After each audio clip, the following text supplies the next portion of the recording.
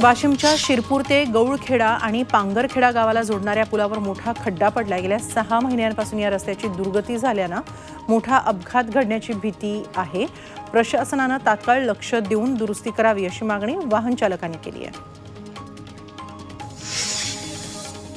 सोलापुरात मुख्य जलवाहिनीला गळती लागली, त्यामुळे अनिश्चित काळासाठी पाणीपुरवठा विस्कळीत होण्याची शक्यता आहे। उजनी ते सोलापूर मुख्य जलवाहिनीला यावली गावाजवळ मोठी गळती लागली। या गळतीमुळे शहराचा पाणीपुरवठा 2 दिवसांनी पुढे ढकलण्यात आलाय।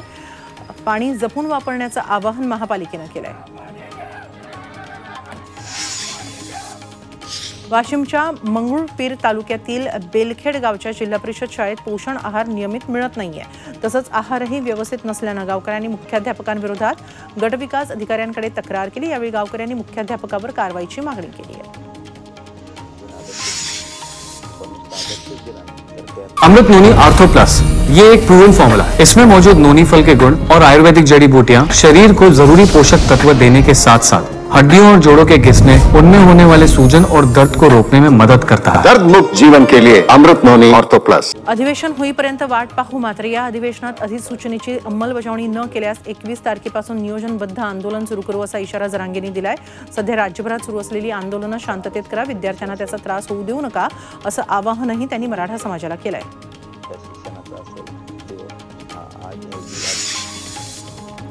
सटाण्यात सकल मराठा समाजाने जरांगेंच्या समर्थनार्थ सटाणा बंदची हाक दिली। मराठा आरक्षणाचा सगेसोयरे कायदा पास करावा यासाठी कडकडीत बंद पाळण्यात आला। अत्यावश्यक सेवा वगळता नागरिकांकडून बंदला उत्स्फूर्त प्रतिसाद मिळाला। लातूर शहरात मराठा कार्यकर्ते आक्रमक झाले। छत्रपती चौकात मराठा समाजाच्या वतीने रास्ता रोको आंदोलन करण्यात आलं। शिवसेनेचे माजी आमदार दिनकर माने यांची गाडी अडवण्याचा प्रयत्न करण्यात आला। त्यावेळी माजी आमदार आणि आंदोलकांमध्ये शाब्दिक बाचाबाची देखील झाली। मराठा आंदोलनाच्या धासीने गेल्या 3 दिवसांपासून लातूरमध्ये लांब पल्ल्याच्या एसटी बसेस बंद आहेत। लातूर, उदगीर, अहमदपूर, निलंगा, औसा आगारातून सुटणाऱ्या लांब पल्ल्याच्या 603 बस फेऱ्या रद्द करण्यात आल्या। त्यामुळे मोठ्या प्रमाणात प्रवाशांचे हाल होत आहेत। पुण्यातील मनसरमध्ये सहकार मंत्री दिलीप वळसे पाटील यांच्या घरासमोर मराठा समाजाने ठिय्या आंदोलन केलं। मराठा आरक्षणासाठी होणाऱ्या विशेष अधिवेशनात आरक्षणाच्या बाजूने बोलावं असं निवेदन त्यांना देण्यात आलं। तसंच आमदारांनी आरक्षणाची बाजू घेतली नाही तर त्यांना निवडणुकीत धडा शिकवला जाईल असा इशाराही देण्यात आला।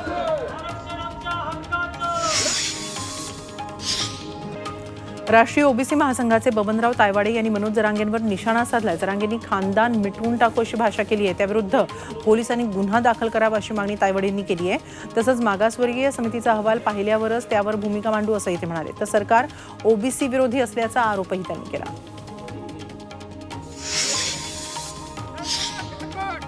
धनगर समाजाला एसटी प्रवर्गातून आरक्षण द्यावं या मागणीसाठी बीडमधून मोठ्या संख्येने धनगर समाज मुंबईकडे रवाना झालाय। 20 फेब्रुवारीला ते मुंबईत दाखल होतील। त्यानंतर आझाद मैदानावर आंदोलनाला सुरुवात होईल। बाळासाहेब दोडतले यांच्या नेतृत्वाखाली धनगर समाज इशारा मेळाव्याचं आयोजन करण्यात आलंय। रत्नागिरी सिंधुदुर्ग लोकसभेची जागा शिवसेनाच लढवणार असल्याचं उद्योगमंत्री उदय सामंत यांनी सांगितलंय। तर इथून लोकसभेला भाजपच्या वतीने नारायण राणेंच्या उमेदवारीची चर्चा आहे। त्यामुळे महायुतीतला तिढा समोर आलाय। तर या जागेवर आमचाच दावा असल्याचं सांगून आपण थकलोय। या संदर्भात मुख्यमंत्र्यांची चर्चा केल्याचंही सामंत म्हणाले। गेल्या निवडणुकीत ज्या जागांवर राष्ट्रवादी काँग्रेसचे उमेदवार निवडून आले त्या जागा राष्ट्रवादीला मिळाव्यात असा आग्रह अजित पवारांनी धरलाय।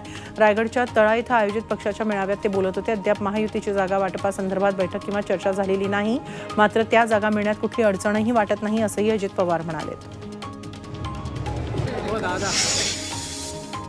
कोकण आणि मराठवाड्यानंतर बुलढाणा मतदारसंघात उद्धव ठाकरेंची जनसंवाद यात्रा दाखल होते। 22 ते 20 फेब्रुवारीला उद्धव ठाकरे बुलढाणा लोकसभा मतदारसंघाचा दौरा करणार आहेत। बुलढाणा लोकसभा मतदारसंघात उद्धव ठाकरे एकूण 6 सभा घेणार आहेत। अमित शहा मातोश्रीवर आले होते तेव्हा तुम्ही कुठे होता असा सवाल ठाकरे गटाचे खासदार संजय राऊतांनी मुख्यमंत्री शिंदेंना विचारलाय। उद्धव ठाकरेंनी मोदींना 2 वेळा फसवलं असा आरोप मुख्यमंत्री शिंदेंनी केला होता। या आरोपाला राऊतांनी प्रत्युत्तर दिलंय। राजकारण हा वाहतुकीचा खेळ नाही, राजकीय कार्य एका जागेवर आणि नाती दुसरीकडे अशी प्रतिक्रिया सुप्रिया सुळेंनी सुनेत्रा पवारांवर दिली। अजित पवारांच्या पत्नी सुनेत्रा पवार बारामती लोकसभा निवडणूक लढवणार असल्याच्या चर्चा आहेत। त्यावर सुळेंनी ही प्रतिक्रिया दिली आहे।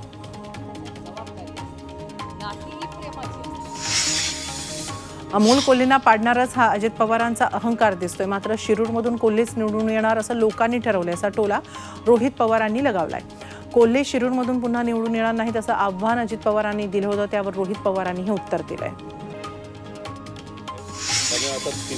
2 दिवसांपूर्वी चिपळूणमध्ये भास्कर जाधव आणि निलेश राणे समर्थकांमध्ये राडा झाला होता. यावर अजित पवारांनी तीव्र नाराजी व्यक्त केली आहे. एकमेकाला दगड मारायचे, खालच्या पातळीवर बोलायचं हे योग्य नाही.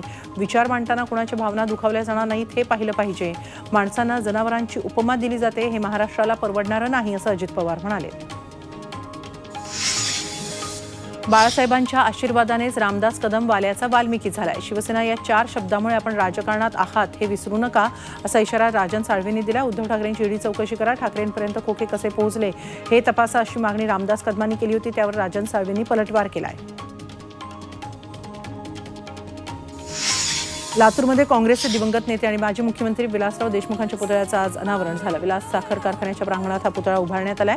महाराष्ट्र काँग्रेस प्रदेशाध्यक्ष नाना पटोले, काँग्रेस पक्ष गटनेते बाळासाहेब थोरात, पृथ्वीराज चव्हाण यांच्यासह काँग्रेसचे दिग्गज नेते यावेळी उपस्थित होते.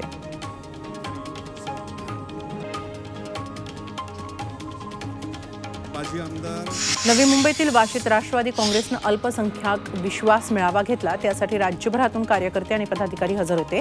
त्यांच्यासाठी स्पेशल बिर्याणीचा बेत आखण्यात आला. त्यासाठी 2000 किलो चिकन आणि 1500 किलो तांदूळ वापरण्यात आला. सभास्थळी बिर्याणी बनवण्यात आली. पुण्याच्या भोर तालुक्यातील नांद जिल्हा परिषद शाळा जिल्ह्यात पहिली आली आहे. प्रधानमंत्री पोषण आहार शक्ती निर्माण योजनेअंतर्गत घेण्यात आलेल्या स्पर्धेत नांद शाळेनं जिल्ह्यात प्रथम क्रमांक पटकावला. स्पर्धेत जिल्ह्यातील 3800 शाळांनी सहभाग नोंदवला होता. सोलापूर शहरातील अनधिकृत डिजिटल बॅनर काढण्याच्या मोहिमेला सुरुवात झाली आहे. महानगरपालिकेकडून ही कारवाई केली जाते. शहरातील 45 अनधिकृत डिजिटल बॅनरवर पोलीस बंदोबस्तात कारवाई करण्यात आली. पोलीस आयुक्तांच्या भूमिकेचं सोलापूरकरांनी स्वागत केलंय.